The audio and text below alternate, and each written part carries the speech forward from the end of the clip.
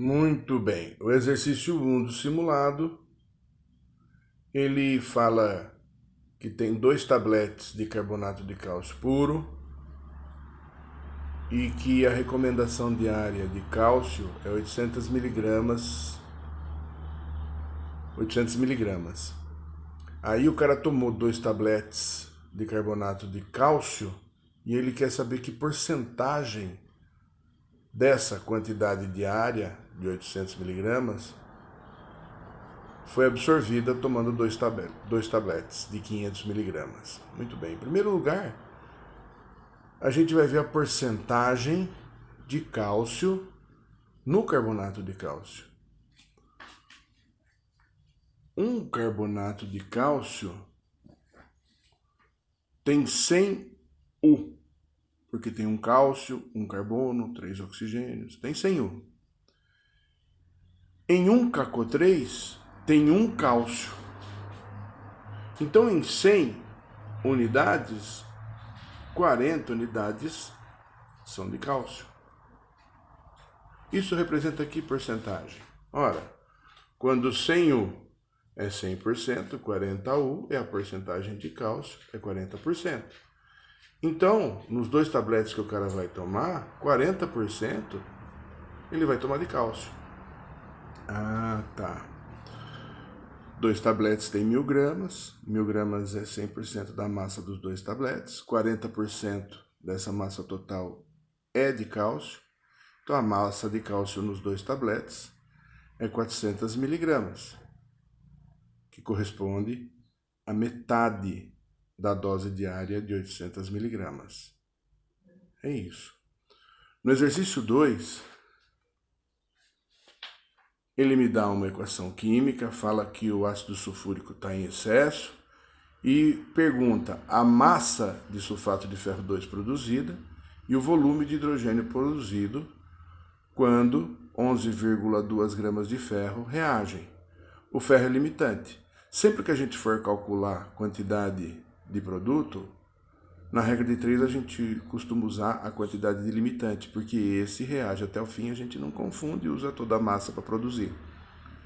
Então, como a pergunta primeira era quantas gramas de sulfato de ferro 2 a partir de 11, gramas de ferro, eu vou transformar a relação estequiométrica nas unidades da pergunta, grama a grama. 1 mol de ferro, 56 gramas. 1 mol de sulfato de ferro 2, 152 gramas. Se 56 gramas produzem estequiometricamente 152 gramas de sulfato de ferro 2, 11,2 gramas vai produzir quanto? E aí você faz a conta, dá 30,4 gramas vai ser produzida. A segunda pergunta: qual o volume de H2 a partir de 11,2 gramas de limitante? Agora eu vou transformar a relação estequiométrica em grama e em litro, porque ele está perguntando qual o volume de H2. 1 mol de ferro, 56 gramas. 1 mol de qualquer gás na CNTP, 22,4 gramas. Então, se estequiometricamente 56 gramas produzem 22,4 litros de H2, 11,2 gramas vai produzir quanto? 4,48 litros, que é a mesma coisa que 4,5 litros.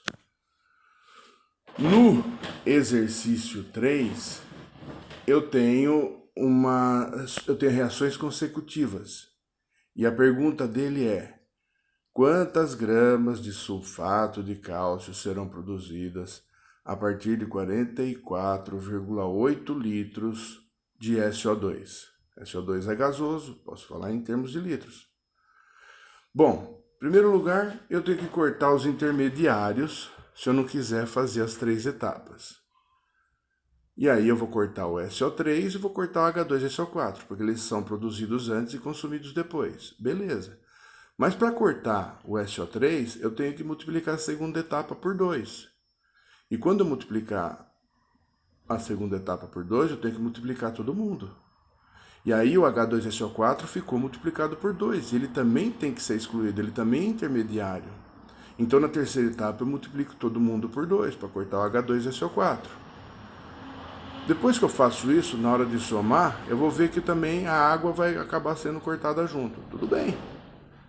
O 2SO2 cai, o O2 cai, o CaCO3, os dois CaCO3 caem, o 2CaSO4 cai, e o 2... Então a equação global ficou daquele jeito, 2SO2 mais O2, formando 2CaCO3, mais 2CaCO3, formando 2CaSO4 mais 2CO2. Está aí. Volto para minha pergunta. Quantas gramas de CaSO4 a partir de 44,8 litros? Vou transformar a relação estequiométrica de acordo com as unidades da pergunta. No caso do SO2, vou transformar 2 mol em litro. No caso do sulfato de cálcio, vou transformar 2 mol em gramas. Está aí. 44,8 litros, que são 2 mol de qualquer gás na CNTP, produzem 272 gramas de sulfato de cálcio.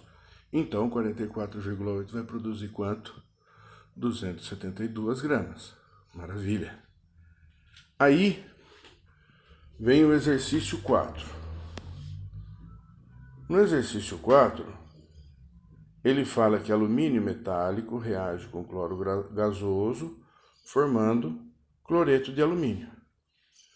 Alumínio metálico, Al, reage com cloro gasoso, Cl2, formando cloreto de alumínio. Cloreto, Cl-, alumínio, Al mais 3, cloreto de alumínio, AlCl3. Precisava fazer tudo isso para montar a equação química. Está aqui e eu já balanceei. 2Al mais 3Cl2 formando 2AlCl3.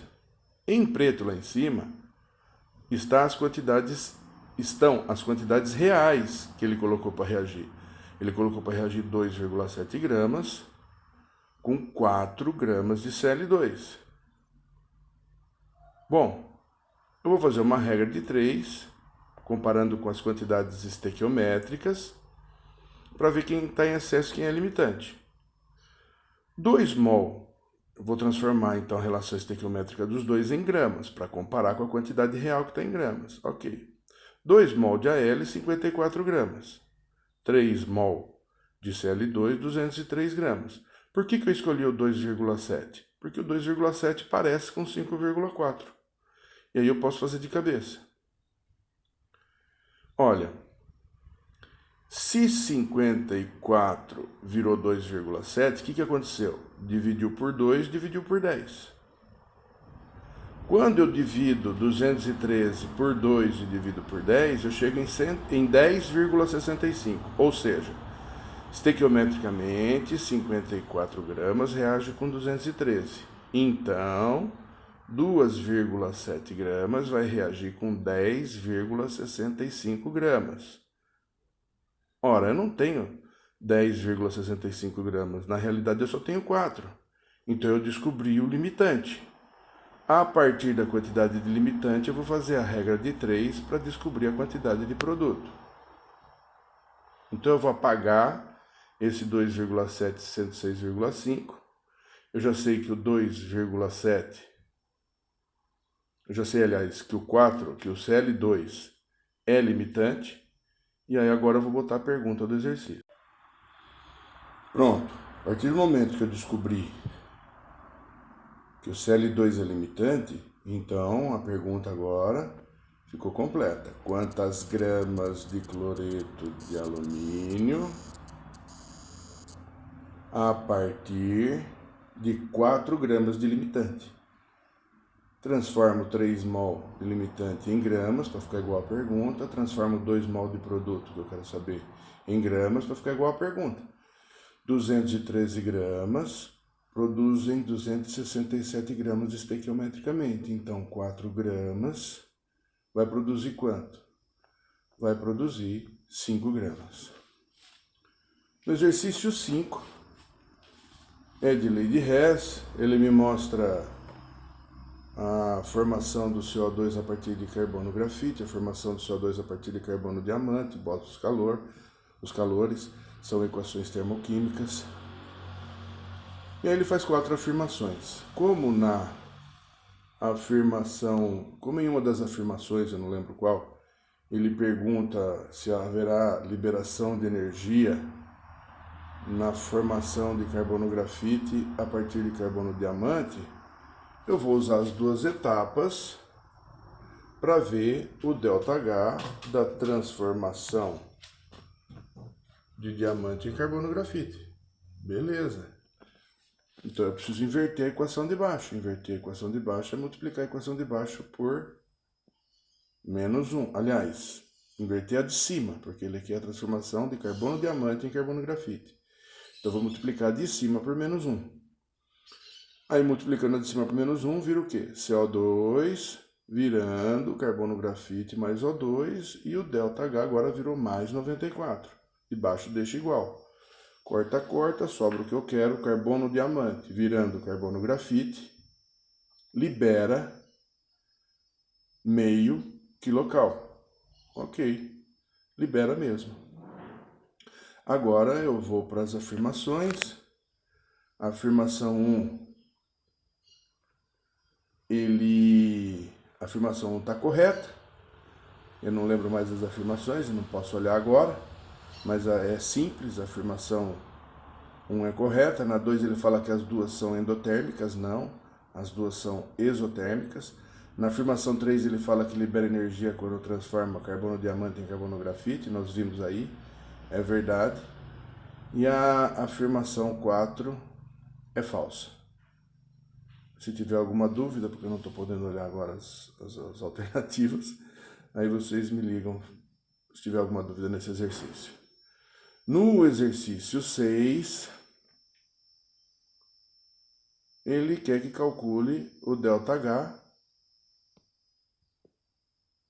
Ele quer que calcule o ΔH e deu entalpias de formação. A entalpia de formação do MnO3O4 é menos 1.385,3 kJ por mol. Por isso que eu tenho que multiplicar por 3. A entalpia de formação do L2O3 é menos 1.667,8 kJ por mol. Por isso que eu tenho que multiplicar por 4. A entalpia de formação do alumínio e do manganês é 0, porque são substâncias simples. A somatória da entalpia dos reagentes está aqui. A somatória da entalpia dos produtos está aqui. Muito cuidado na hora de colocar nessa fórmula, que é a fórmula do método de entalpia de formação. Esquece de abrir parênteses e colocar o sinal. Então, menos 6.671,2, que é a entalpia, que é a somatória das entalpias dos produtos. Menos, abre parênteses, menos 4.155,9, que é a somatória da entalpia dos reagentes. Vai dar menos 2.515,3 kJ, e é isso aí.